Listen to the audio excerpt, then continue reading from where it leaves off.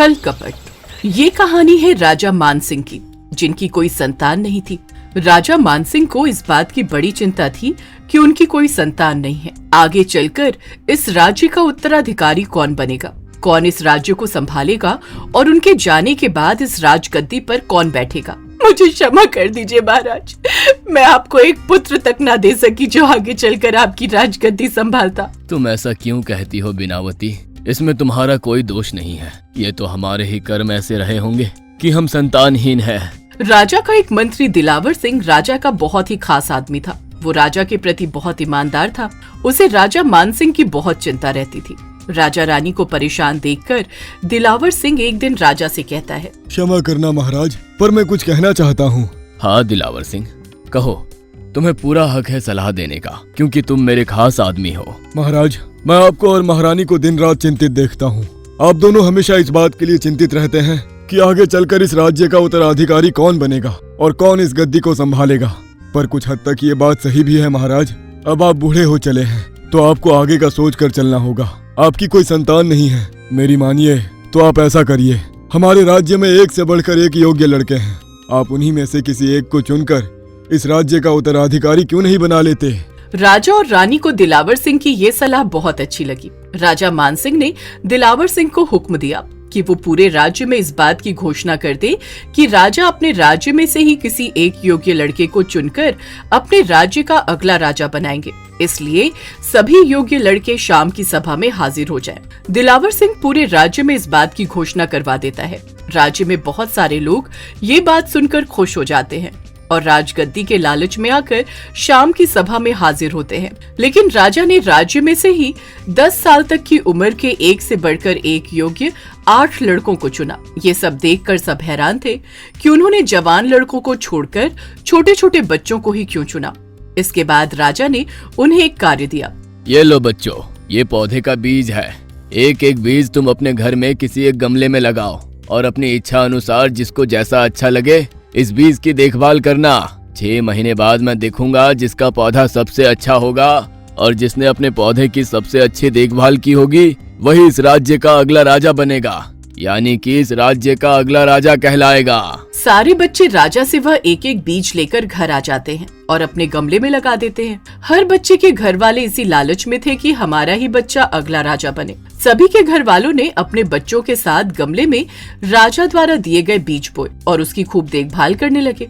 सब अपने अपने तरीके से बीज की देखरेख कर रहे थे। कोई उसे पानी डालकर सींच रहा था तो कोई खाद पदार्थ डालकर पौधे को बड़ा कर रहा था। तू चिंता ना कर बेटे, इस पौधे की देखभाल तो मैं ही करूंगी।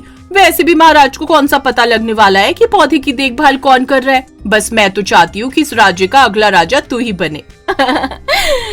नजर ना लगे मेरे बेटे को। बेटा, इस पौधे को देखना मैं कितने खाद पदार्थ डालता हूँ, जिससे खुद ही कुछ ही दिनों में ये पौधा बड़ा हो जाएगा और सबसे अच्छा पौधा तुम्हारा ही दिखेगा। महाराज तुम्हें अपने राज्य का अगला राजा घोषित करने से खुद को नहीं रोक पाएंगे। ये बात तुम मुझसे लिखवा के ले लो। हाँ माँ, आज पूरे 6 महीने हो गए हैं महाराज द्वारा हमें ये बीज दिए हुए। सबके गमले में पौधे उग गए हैं, लेकिन एक सिर्फ मेरा ही गमला है जिसमें पौधा ही नहीं है। तुम तो जानती हो ना माँ कि मैंने कोई कसर नहीं छोड़ी जी जान से मेहनत करने में, इस पौधे को उगाने में, लेकिन ना जाने क्यों ये पौधा उगा ही नहीं। आज सभी बच्चे अपने अपने पौधे लेकर सभा में आएंगे, लेकिन मैं क्या लेकर जाऊंगा? खाली गमला। माँ, मैं क्या सोच रहा था कि मैं ये गमला लेकर महाराज के पास नहीं जाऊंगा। क्या फायदा, पौधा तो होगा नहीं। खाली गमला लेकर जाऊंगा तो भरी सभा में सभी मेरा मजाक उड़ाएंगे। बेटा कमल, तू ऐसा क्यों सोचता है? कोई बात नहीं, तुमने अपनी मेहनत तो पूरी की थी। गमले में पौधा नहीं हुआ इसमें तुम्हारी कोई गलती नहीं बेटा। मैं तो कहती हूँ तुम्हें खाली गमला लेकर भी महाराज के दरबार में जाना चाहिए। ठीक है माँ, तुम कहती हो तो मैं सभा में खाली गमला लेकर जरूर जाऊंगा। भले ही कमल के गमले में पौधा नहीं उगा था, लेकिन कमल में राजा के सामने सच बोलने का साहस था। अब सारे बच्चे और उनके घर वाले 6 महीने पूरे होने पर सभा में अपने अपने गमले लेकर पहुंचे। तभी राजा मानसिंह और रानी भीनावती सभी के गमले में पौधों को देखने लगे। कि सभी के पौधे अच्छे उगाए हैं। अंत में राजा कमल के गमले को देखते हैं कि उसमें तो पौधा ही नहीं है। भरी सभा में सारे कमल के खाली गमले को देखकर मजाक उड़ाने लगे और हंसने लगे। सब लोग हंसना और मजाक उड़ाना बंद करो। बोलो बेटा, तुम्हारे गमले में पौधा क्यों नहीं है? महाराज, इसमें मेरी कोई गलती नहीं है। पूरे 6 महीने तक मैंने जी जान से मेहनत की और आपके द्वारा दिए गए बीज को मैंने पानी से सींचा।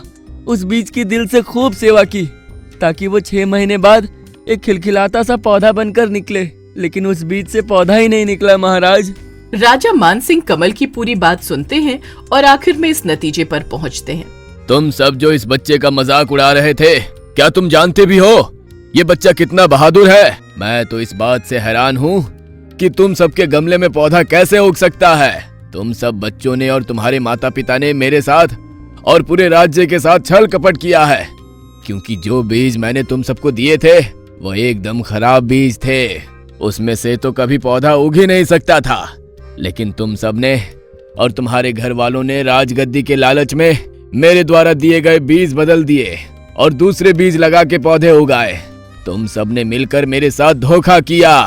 अगर इस राज्य का अगला राजा और उत्तराधिकारी बनने के लायक है तो वो बस कमल है, क्योंकि उसने बीज नहीं बदले। उसका गमला खाली था, उसके गमले में पौधा नहीं था, लेकिन फिर भी उसने साहस किया मुझे सच बोलने का और खाली गमले को भरी सभा में ले आया। सोचो, उसकी माँ ने उसे कितने अच्छे संस्कार दिए हैं। इसलिए इस राज्य के लिए कमल से बढ़कर राजा कोई नहीं हो सकता। मैं हुक्म देता हूँ, इस राज्य का अगला राजा कमल होगा। अपने किए के लिए और बीज बदलने पर सारे शर्मिंदा थे। वहीं कमल को उसके साहस और ईमानदारी को देखकर राज्य का अगला राजा घोषित कर दिया जाता है। अब राजा मानसिंह के साथ रानी भीनावती और मंत्री दिलावर सिंह भी अपने राज्य के लिए बहुत खुश थे। 2 बकरियों की कहानी। बोना बहुत ही आलसी किस्म का लड़का था। बोना के घर में उसकी एक माँ थी। वो सिर्फ नाम से ही बोना नहीं था, बल्कि उसका नाम इसलिए उसकी माँ ने बोना रखा था क्योंकि वो सच में कद काठी में बहुत छोटा रह गया था। काम तो वो कोई करता नहीं था। उसकी माँ ही मजदूरी करके घर का खर्च चलाती थी। माँ ने उसे बस एक बकरी की जिम्मेदारी दे रखी थी, लेकिन वो उसकी भी अच्छे से देखभाल नहीं करता था। जानबूझकर वो बकरी चराने उस ओर ले जाता था जहाँ पर बकरी को खाने में घास नहीं मिलती थी। बस मिलती थी तो बेर, जो बोना को खाने में बहुत पसंद थी। वो बस अपने लालच में बकरी को उस ओर ले जाता था जहाँ पर घास की जगह बेर होती थी। हर दिन वो अपनी माँ से शाम को डांट खाता था कि उसने बकरी को बहुत कमजोर कर दिया है। करम चले बोना, कौन सी मनहूस घड़ी में पैदा हुआ था तू। कद में भी छोटा रह गया और किसी काम का भी नहीं है। इस उम्र में तुझे मेरा ख्याल रखना चाहिए, कोई काम धंधा करना चाहिए। उल्टा मुझे ही तुझे पालना पड़ रहा है। बुढ़ापे में भी मजदूरी करके तुझे पाल रही हूँ। एक काम दे रखा है बकरी का, वो भी अच्छे से नहीं करता। बस पूरा पूरा दिन बेर खाता रहता है। क्या माँ, तुम हमेशा मुझे डांटती रहती हो। कभी तो अपने इस बच्चे से प्यार से बात कर लिया करो। प्यार चाहता है तू मुझसे? तू प्यार करने लायक है? देख नहीं रहा तू बकरी को कितना कमजोर कर दिया है तूने। देख बोना, मैंने सोच लिया है, मैं तब तक तुझसे बात नहीं करूंगी जब तक तू बकरी को नदी के पास घास चराने के लिए नहीं ले जाएगा, जहाँ अच्छी अच्छी और लंबी लंबी घास है। ये क्या माँ, अब इतनी सी बात पर तुम मुझसे बात भी नहीं करोगी? बोना भले ही आलसी और कामचोर था, लेकिन अपनी माँ से बहुत प्रेम करता था। माँ की बात न करने वाली बात सुनकर वो बहुत दुखी हो जाता है और माँ से कहता है, ठीक है माँ, तुम जैसा कहोगे मैं वैसा ही करूँगा। कल से मैं बकरी को नदी के पास अच्छी अच्छी और लंबी लंबी घास खिलाने ले जाऊंगा। लेकिन तुम मुझसे कभी बात करना मत छोड़ना माँ, क्योंकि तुझे पता है ना कि मैं तुझे कितना प्यार करता हूँ और तुम्हारे सिवा मेरा है ही कौन। अगर तुम मुझसे बात नहीं करोगी तो मैं बहुत अकेला पड़ जाऊंगा। अरे मेरे लाडले बेटे, मैं तुझसे बात करना कैसे छोड़ सकती हूँ? हाँ, वो तो मैं बस यूं ही कह रही थी। पर देख बेटा, अब तुझे भी समझना होगा। भले ही तू कद काठी में छोटा रह गया है, लेकिन उम्र में तो तू जवान हो गया है। बहुत हो गया बचपना। अब तुझे घर की सारी जिम्मेदारियां देखनी होंगी। कल को तेरी शादी भी तो करनी है ना। मैं ऐसे ही हमेशा तेरे साथ थोड़ी न रहूंगी। अब बूढ़ी हो चली हूँ, कल को क्या पता मैं रहूं ना रहूं, फिर तेरा कौन ख्याल रखेगा? तू जिम्मेदारियों को नहीं समझेगा तो फिर कल को बहुत पछताएगा। इसीलिए कहती हूँ अब समझदार बन और सब अच्छे से संभाल ले। ठीक है माँ, अब जल्दी से खाना दे, बहुत भूख लगी है। बोना ने अब माँ की बात को समझकर सोच लिया था कि अब वो ठीक वैसा ही करेगा जैसा माँ चाहती है। अगले दिन सुबह होते ही बोना अपनी बकरी को लेकर ठीक वहीं जाता है जहाँ माँ ने उसे बकरी चराने को कहा था। जब बकरी वहाँ पहुँचती है तो लंबी लंबी घास देखकर बहुत खुश हो जाती है। जा मेरी बकरी, आज से तू जी भर के घास खा। अरे वाह, कितनी लंबी लंबी और बढ़िया घास है। अब मैं अच्छे से पेट भर खाऊंगी। बकरी वहाँ पर जी भर कर खाना खा लेती है। तभी बकरी देखती है कि नदी के उस पार उससे भी ज्यादा अच्छी और लंबी घास है, लेकिन वो सोच में पड़ जाती है कि नदी के उस पार कैसे जाए। तभी बकरी थोड़ा आगे बढ़ती है और देखती है कि नदी के उस पार से एक पेड़ गिरकर नदी के ऊपर से इस पर आकर अटक गया है, मानो जैसे वो कोई पुल बन गया हो। बकरी उस पेड़ को देखकर बहुत खुश हो जाती है। लो जी, बन गई बात। अब मैं आराम से इस पेड़ की सहायता से नदी के उस पार जाऊंगी और वो लंबी लंबी घास खाऊंगी। तभी बकरी उस पुल जैसे पेड़ पर चढ़कर नदी के उस पार जाने लगी। जैसे ही बकरी नदी के बीचों बीच पहुंची, तभी बकरी देखती है कि नदी की दूसरी ओर से भी एक बकरी उस पुल की सहायता से इस पार आ रही है। जब दोनों बकरियों का आमना सामना होता है तो वो दोनों एक दूसरे से कहने लगती हैं, तुम पीछे हट जाओ, पहले मैं उस पार जाऊंगी। नहीं, तुम पीछे हटो, पहले मैं उस पार जाऊंगी। देखो, तुम खामखा बहस कर रही हो, जबकि तुम खुद जानती हो कि पहले मुझे ये पुल जैसा पेड़ दिखा और जिस पर चढ़कर मैं नदी पार करने आई हूँ। नहीं, तुम झूठ बोल रही हो, मैंने पहले इस पेड़ को देखा था। इसी तरह बहुत देर तक दोनों बकरियों की बहस चलती रही, पर बोना की बकरी बहुत समझदार थी। वो समझ गई थी कि ये बकरी उससे खामखा बहस कर रही है और अपनी बात मनवाना चाहती है। बोना की बकरी ने समझदारी से काम लिया और कहा, अगर हम दोनों बहस करते रहे तो ऐसे काम नहीं चलेगा। ना तो तुम नदी के इस पार आ पाओगी और ना ही मैं नदी के उस पार जा पाऊंगी। इसलिए मैंने सोचा है, मैं नीचे झुक जाती हूँ और तुम मेरे ऊपर से टाप कर निकल जाना। देखा, झूठ झूठ ही होता है। आखिर तुम्हें हार माननी ही पड़ी ना। अब चलो जल्दी से झुक जाओ और मैं तुम्हें टाप कर निकल जाऊं। बोना की बकरी को उस झूठी और घमंडी बकरी पर बहुत गुस्सा आ रहा था, लेकिन उसने कुछ नहीं बोला और समझदारी से काम लिया। वो नीचे झुक गई।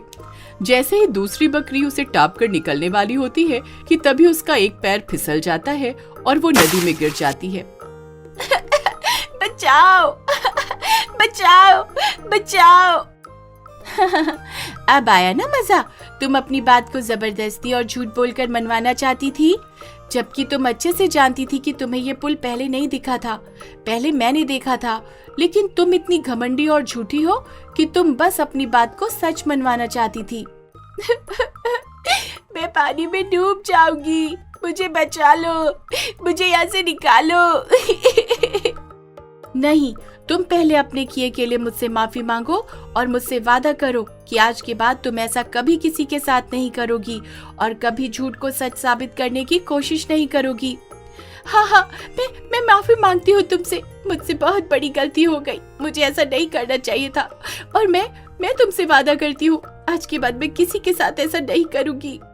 बोना की बकरी उस दूसरी बकरी को अपना पैर देकर नदी से बाहर खींच लेती है और उसकी जान बचा लेती है। दूसरी बकरी अपने किए पर बहुत शर्मिंदा थी। पीछे खड़ा बोना अपनी बकरी की बहादुरी को देखकर बहुत खुश हो जाता है। फिर बोना की बकरी नदी के उस पार जाकर लंबी लंबी घास चर के आती है। साथ ही बोना भी अब अपनी माँ की बात मानकर समझदार हो गया था। यदि आप ऐसी कहानियां और देखना चाहते हैं तो हमारे चैनल को सब्सक्राइब करें और बेल आइकन पर क्लिक करें ताकि हमारी सारी नई वीडियोस आप सबसे पहले देख सकें।